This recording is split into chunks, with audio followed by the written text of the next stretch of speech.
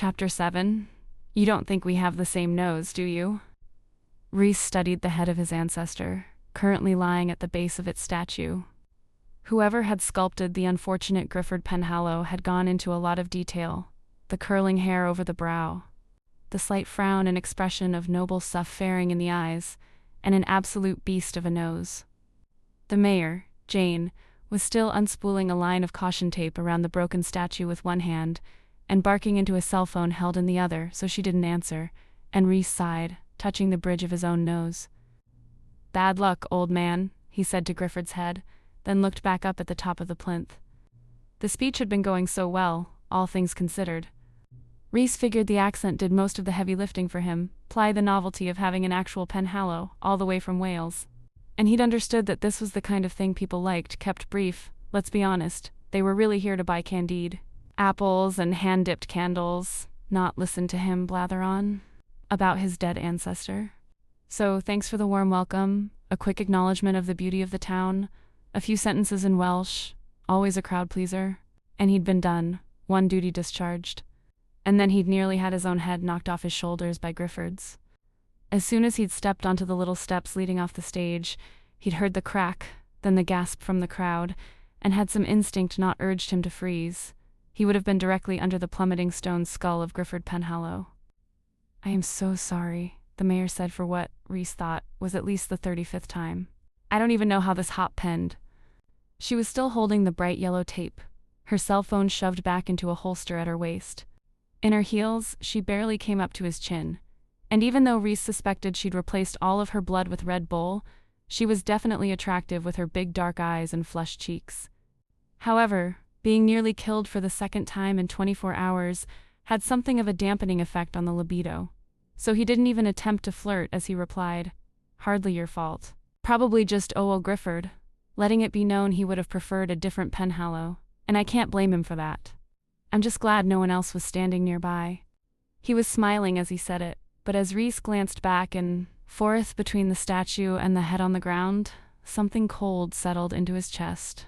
Last night had been one thing, a series of mishaps that it was easy to chalk up to a strange run of bad luck. His magic thrown off by crossing an entire bloody ocean. This, it felt different. Heads didn't just break off statues, certainly not exactly as he was walking under them. And after assuring the mayor one more time that he was fine and didn't plan on enacting some extravagant revenge for this insult, Rhys headed across the street to Vivian's family's shop. A chime rang as he pushed open the door, something slightly off-key and haunting, and just above him some sort of animatronic nightmare of a raven began to squawk and flap its arms, its eyes blinking purple. "Subtle," he said, and from her spot at the cash register, Vivian's cousin Gwen raised her middle finger at him. "We're closed. You very obviously are not. We're closed to any and all exes of Vivi's, and you qualify." Sue, nearby, a group of young women was looking at a display of leather journals. Rhys saw a hand-painted sign advertising them as grimoires, but he couldn't detect even the faintest hint of magic coming off them. Probably best not to sell the real thing to tourists, though, and as Rhys looked around, he realized that very few things in the shop radiated any sort of real power, except for Gwen herself, decked out in full witchy regalia today. He'd met her a handful of times during that summer. He lived in Graves Glen, back when her hair had been pink. It was red now and long, hanging nearly to her waist, and while she didn't look that much like Vivian, there was definitely a resemblance in the look of scorn she was throwing his way. "Did you miss my near decapitation out there?" he asked, nodding back out at the street. Gwen widened her eyes. "Wait, one of my dreams almost came true and I didn't get to see it." "What dreams?" Vivian appeared from behind a star-spangled curtain in one corner of the store, a box of what appeared to be tiny skulls in her arms, her hair gathered up in a messy bun, and as she blew a strand out of her face, Rhys's heart kicked painfully against his chest. If only she weren't so damned pretty. If only he hadn't been the biggest cock-up this side of the Atlantic 9 years ago. If only he didn't suspect, just the littlest bit, that she might be behind his sudden rush of ill fortune. He didn't want to think that, but for the past few minutes, ever since he'd looked up to see Grifford's nose careening toward his, it had been there, muttering away in the back of his mind. It seemed a little too much of a coincidence that the second he arrived back in Graves Glen, after 9 years away, Everything went completely sideways, and while Vivian had never struck him as all that vindictive, she had left him to be killed or eaten or run over yet again last night. All of which she probably deserved. But that was not the point. Now, he looked at her and asked, "Do you sell a scrying mirror in this store by any chance?" From behind the counter, Gwyn snorted. "Yeah, right behind our jars of Eye of Newt. What are you, 1,000 years old?" Scrying mirrors were a little old-fashioned, even for witches, but so was Rhys's father, which meant that they were one of the better ways to communicate with him. "I think there actually might be one in the back," Vivian said, setting down her box of skulls. As she did, several of them opened their jaws, letting out a sort of creaking groan that made the girls over by the grimoires jump, then burst into giggles. "Seriously?" Gwyn asked, leaning on the counter. "We have a scrying mirror, and I didn't even know it. I found it in some antique store in Atlanta," Vivian replied, before glancing over at the customers, then back at Rhys. Moving a little closer, she lowered her voice and said, "You can't use it in here." Mimicking her whisper, Rhys replied, "Wasn't going to." She frowned a little, a wrinkle appearing between her brows, and Rhys's fingers itched to reach out and touch it, smooth it away with his fingers. As that was a terrible idea, he kept his hands firmly in his pockets. "Will you get out here?" Vivian asked Gwyn, who gave her a thumbs up. "Now that I have more noisy skulls to sell to noisy kids," Lom said. Folding her arms over her chest, Vivian looked at him, and after a moment, jerked her head at the curtain in the corner. "Come on." Rhys followed, and when she pulled back the curtain, he expected to step into a storeroom of some kind, some dusty shelving, a bunch of cardboard boxes, much like the back room at Llewellyn's pub. Instead, he immediately found himself in a circular chamber, the walls a warm, honey-colored wood. Heavy iron chandeliers held fat candles that cast the entire place in a sort of cozy glow, as did a series of stained glass globes affixed to the walls, spilling colored light onto the comfortably shabby rugs on the floor. All around the room were a series of beautifully carved wardrobes, and Vivian walked to the nearest one now, opening it and muttering to herself. "This is quite something," Rhys said, looking around, and when Vivian looked back over her shoulder at him, her expression was a little softer, a little more familiar.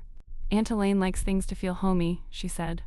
"Why have a boring, depressing stockroom when you could have this?" Then she looked around.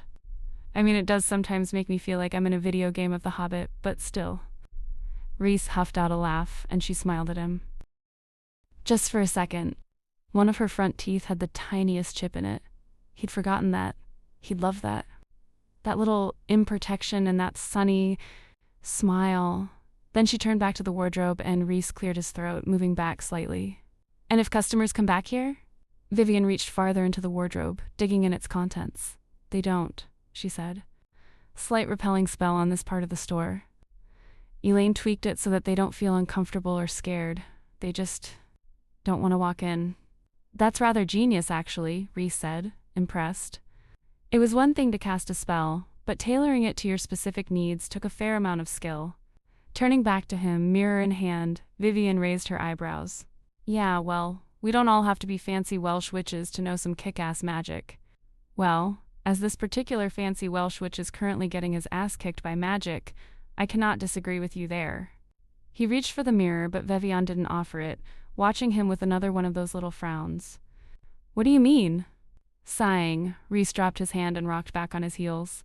"Just that when a man nearly meets his death twice in less than 2 days, he begins to think something may be afoot." She was still frowning and had gone very still, and Rhys watched her carefully, looking for some sign. Of what?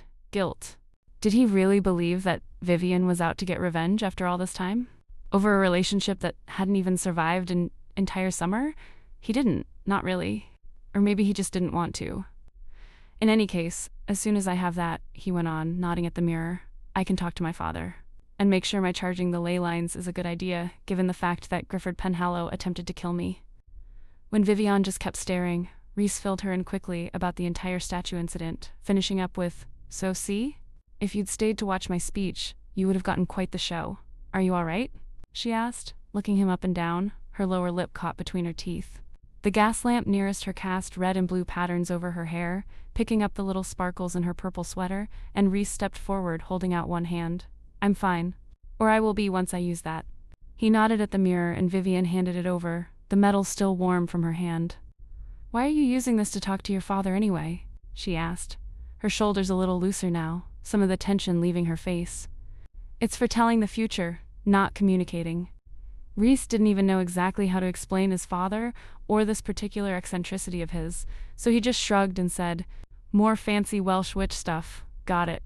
So you'll probably want some privacy," she said, reaching up to tuck one of those loose strands of hair behind her ear. "I mean, if you'd like to stay and meet my father." Vivienne wrinkled her nose. "From what you've told me about him, I think it's best I pass on that. I'll be out front." With a swish of the starry curtain, she was gone, leaving Rhys standing in the middle of the room, holding the mirror and dreading every bit of what came next. Sighing, Rhys held up the scrying mirror and looked into it. He was scowling, an unfamiliar expression on his own face, and one that, he realized with a bit of shock, made him look an awful lot like both Wells and their father. If that's what this place was doing to him, he definitely needed to leave as soon as possible. But first, this. Muttering the words under his breath, Rhys pressed his free hand to the mirror's cool glass and felt it ripple under his fingertips. It only took a few moments before his father's face appeared out of the swirling gray mist in the mirror, his library clearly visible behind him. "Rhys," he asked, his fearsome brows drawn together in a tight V. "What is it?"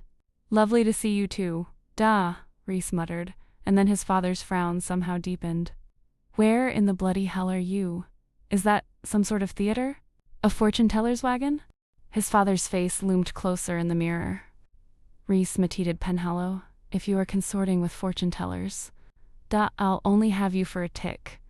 Can I tell you why I'm calling?" Simon's expression cleared slightly, and he leaned back. Waiting, as quickly as he could, Rhys told his father everything that had happened to him since arriving in Graves Glen, from the car trouble to the near-miss accident to the statue.